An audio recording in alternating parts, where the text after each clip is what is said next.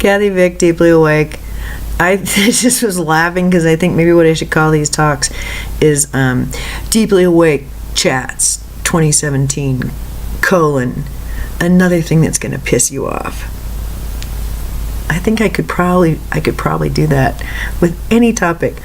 Well, that's okay. Because I have a list of topics. And they're all controversial.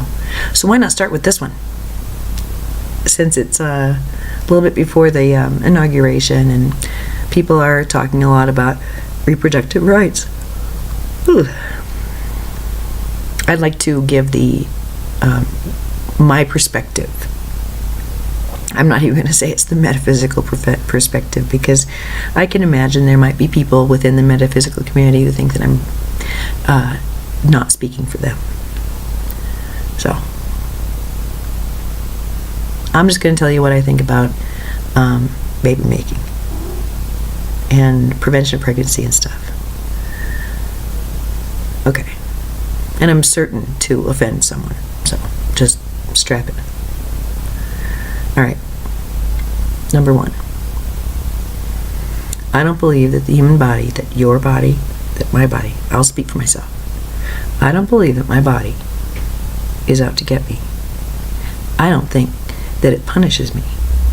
Ever. No. I get tired of what my body's talking to me about. And I don't think I'm the best listener in the world. And I feel kind of bad that I get to the place where my body is being used as a circuit breaker or something, because something has missed me, I guess, consciously, and is being expressed. And even though I can, I think, comprehend what might be being expressed, if the symptoms don't abate, then I tend to wonder if maybe I've hit the nail on the head, or maybe I've missed the mark. So that's kind of how I feel about my body. So I was never of the school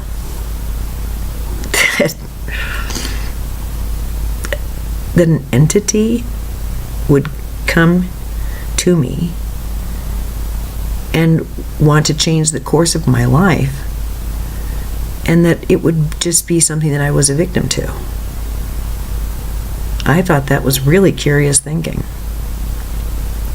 I thought it was curious to have to complain about menstrual cramps and just, go on and on about it. I told my one girlfriend, listen, I totally get that you feel crappy. And I could have been a lot nicer to her. I could have, made baths and been sweet and all that. But no, I lectured, hey, listen here, girlie. When you're having, like, pain and all this stuff, and it means that your body is physically right on track. Your period means that you are healthy. It's something to really be okay with. Yeah, it's a pain in the ass. Yeah, it's messy. But it means that you're really cooking with gas. And you're in the prime of your life. It's just like, I can see why people would not want to be with me long term. It's like, where's the Epsom salt bath and my sweet music? Why won't you comfort me? Anyway. Oh. But it isn't fun. It isn't fun at all. Sometimes. Well, it's never fun to hurt. But I found that very curious. And I have someone very close to me who has had an experience with this whole phenomenon. As have I. Sammy was there. I knew he was around when he was around. I knew what was going on, in other words. I knew what had taken place as it was taking place. Maybe I can tell that story. Maybe I will. I'll talk to him first. So, when another human being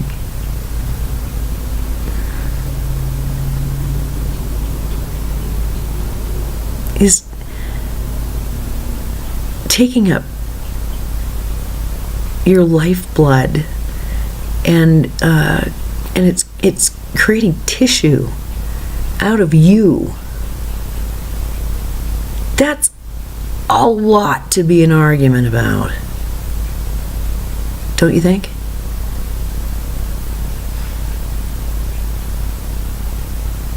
And then, we could go further and further with who, how did it come about? With whom? Under what conditions? With what intentions? I mean, on and on it can go, right? Sure, everyone has their own story.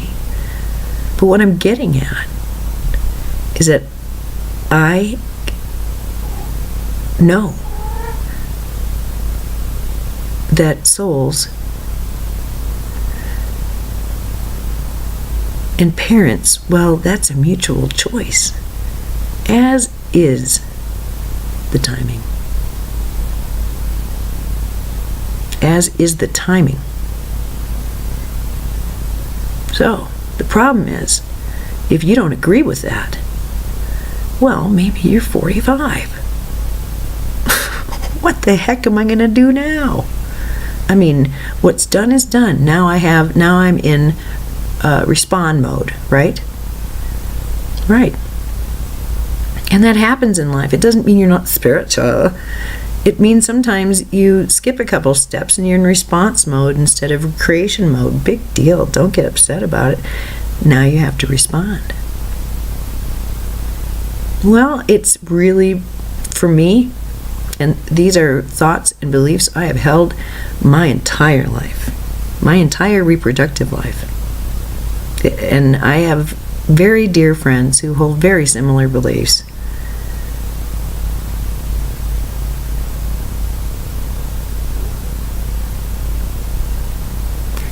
A soul comes in by agreement. Sometimes it's just to wake us up. It's to ask us, this is the real deal. I'm a human being. And you're not ready. And it's time. It's going to be time soon. And I'll be around. But if you want this, well, I just came to ask you, what would you like to have different? What needs to be different for me to be with you?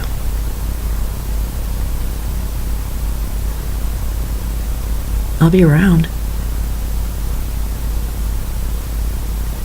You can't do it wrong.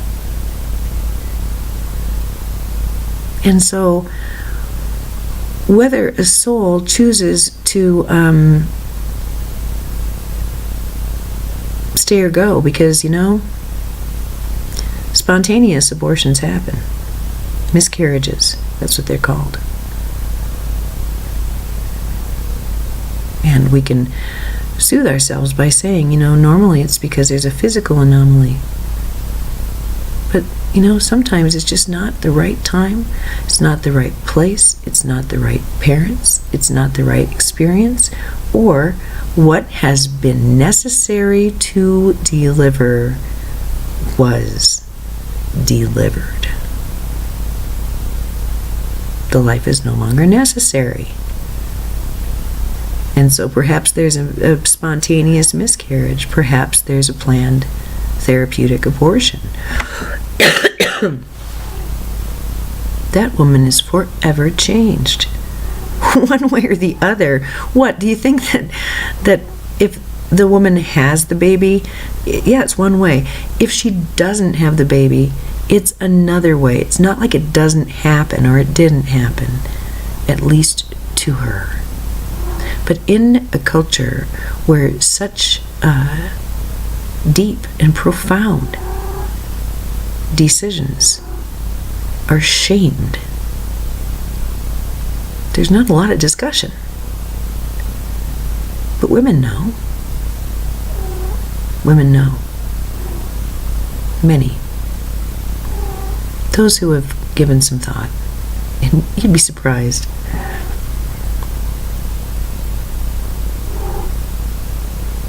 about kind of looking at the thing a little bit different. If it's true that that I chose this lifetime, this particular timing and parents and set of circumstances and set of skills and timing arc, if I chose all that, it's not just me gate crashing. It was a mutual decision.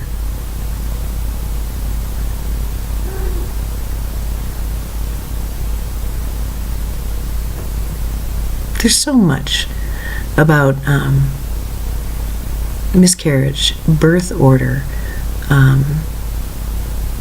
how the birth occurs, that truly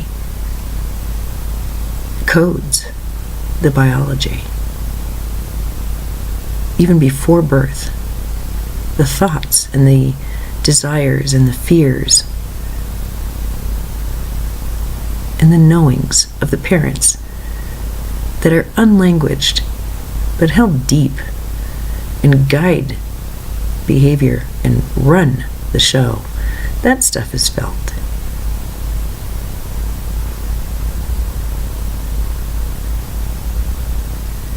And then there's this odd thing that when a baby is born, we just automatically assume they're going to live to be old.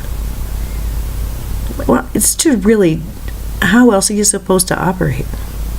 Really? Assume that person's this little tiny peanut is going to be 90. Just assume that. And act accordingly.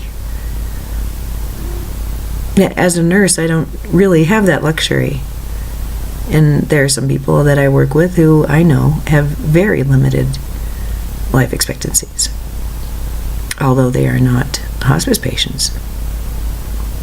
They won't be living out a normal life or a normal lifespan. So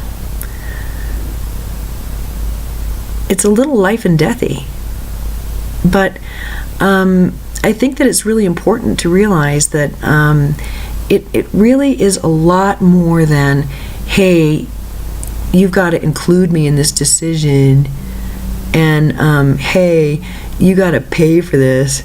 It's so much more than that. So much more.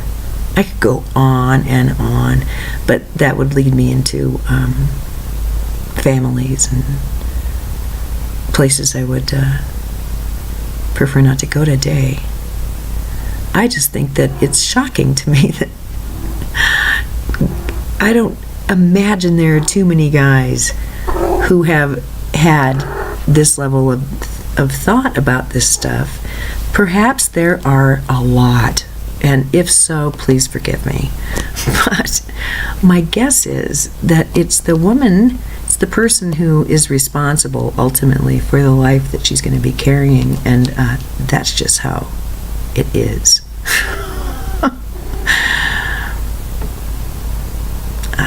Wow. But yeah, it seems to me that it seems just so ridiculous that the part of the equation that really has limited insight, secondary to biology, are the people who are walking around beating their chest saying that they're the experts. Yeah, I know that's how we've been doing it, but I think it's really dorky. And so it's just like, you can believe anything you want and think anything you like, but wow, some of the things that these men have thought up about, especially abortions, wow, there's no medical procedure in which a male is treated that way. It is just beyond the pale. And then when they started doing transvaginal ultrasounds prior to abortion, There aren't any words. That's state-sanctioned rape with an instrument. I can see no other way of describing that, because it's a rule that's put in place that you must submit to this before you can get what you want. Well, and it just happens to be a cold metal probe that goes in a woman's vagina. Wow. It's just, wow. And the kind of people who are being elected in, well, they're certainly going to bring attention to this particular area, aren't they? So, for me, all mystical and stuff, I really think that everyone chooses their story and their path and their parents, and that this is a mutual thing, and that means that the soul, at least, is in agreement with not only the situation, but with how the situation is played out. A soul coming into a body that has decided it does not want to continue the pregnancy. What, do you think that soul gets mad? Is miffed? Is hurt? Tattles on you? It makes you a bad person? If you, what's wrong with that? It's a free will planet. And there's this one area where the actual human being does not have say, neither in their own mind or in the state or within the state they live. I think this is a function of consciousness, not ways in which we have not explored our medical reproductive sciences. I truly, I don't have to believe it. I just really think that it can't be any other way. Within a couple generations, not all, lots of infants will be born intentionally. I think that there probably will be fewer committed monogamous male-female relationships, standard relationships. There may be other kinds, but I really think that calling a child into one's body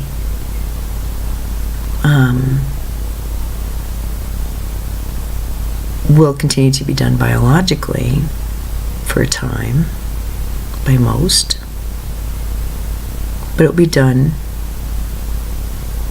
with intention. And of course, some people do this, especially when they're wanting to get pregnant. But what I would suggest is that's usually there's some overlay of fear, and I'm not talking about that. I'm talking about open arms, you and your partner, talking it through, engaging each other sexually, in celebration, because you know that in coming together, you're calling forth a friend who you agree to create life with and for, and then to walk hand in hand with him. It's a big deal. And if that is done intentionally, oh my.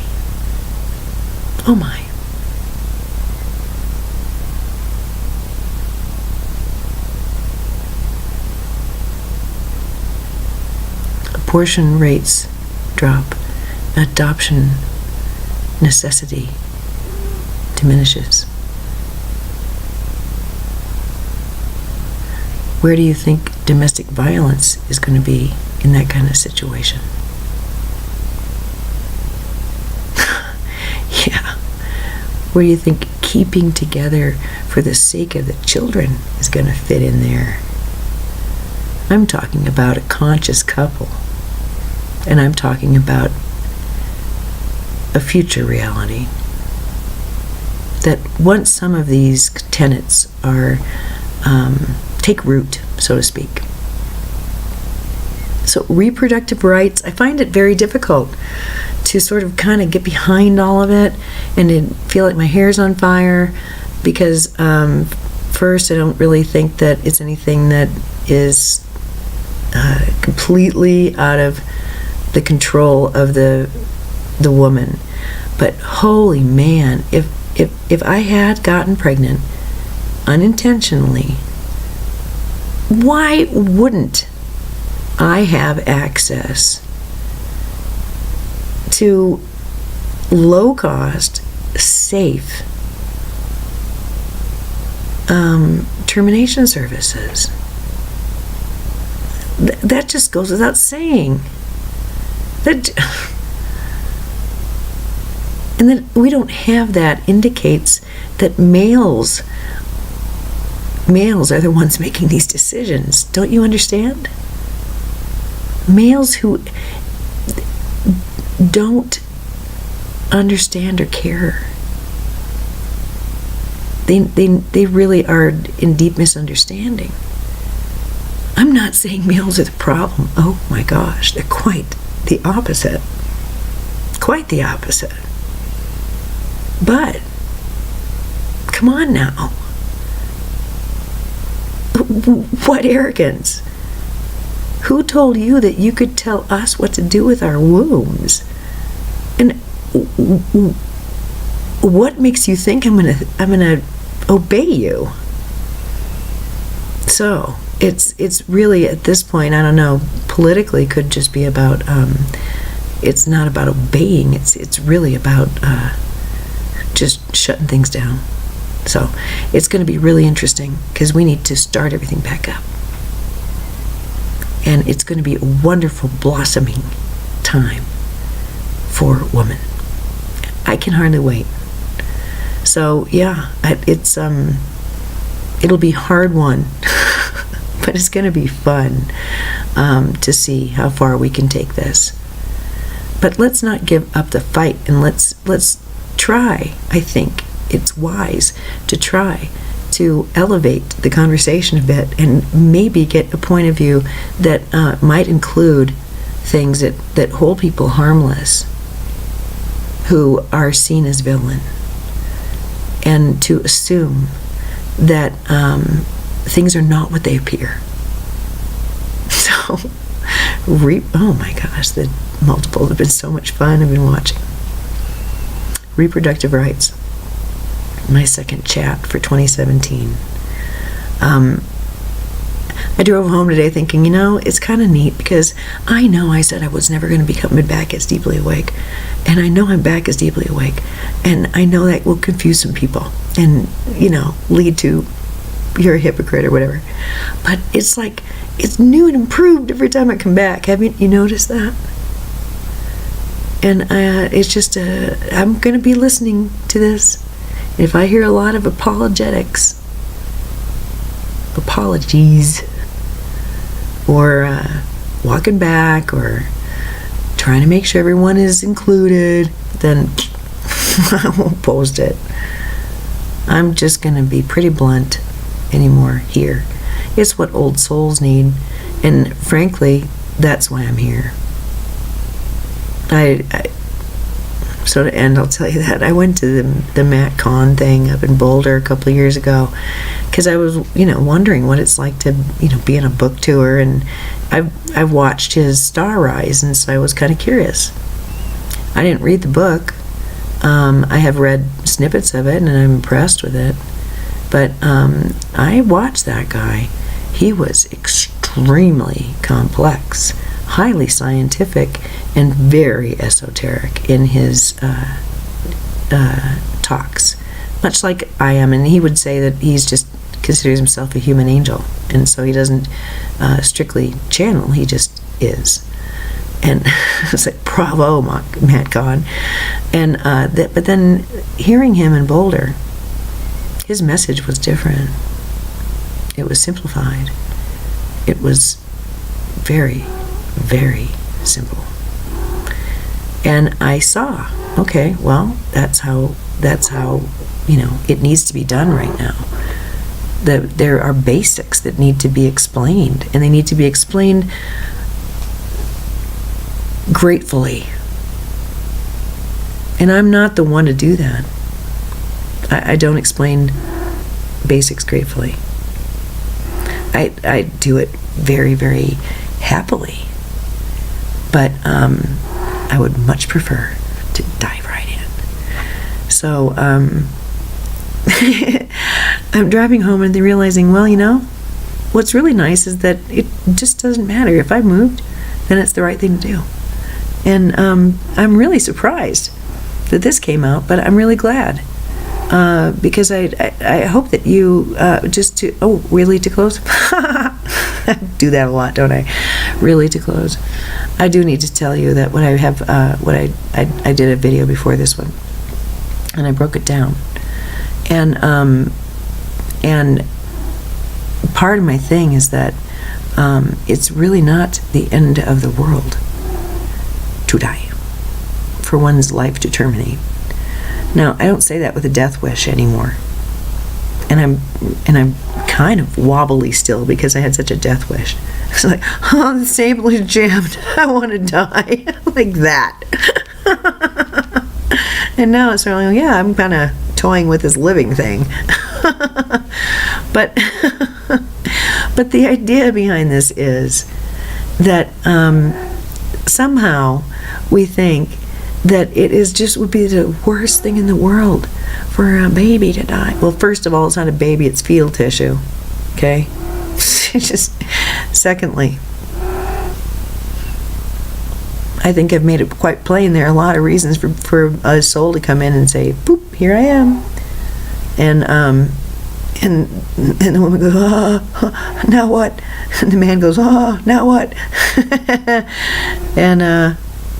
And life starts. It gets more complicated, one way or the other.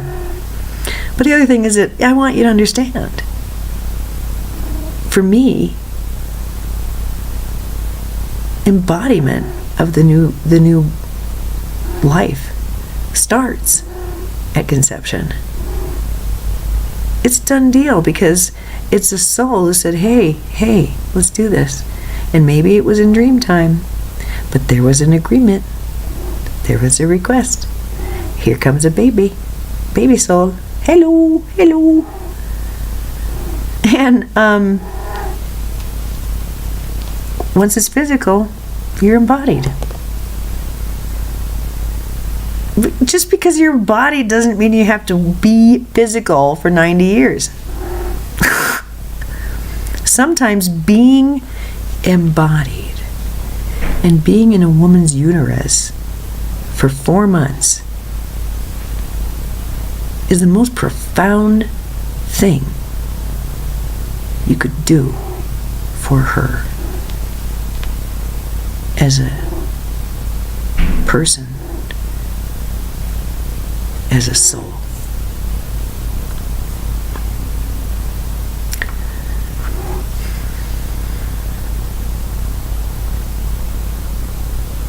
It's so much bigger than simple, you're wrong and I'm right and you're wrong.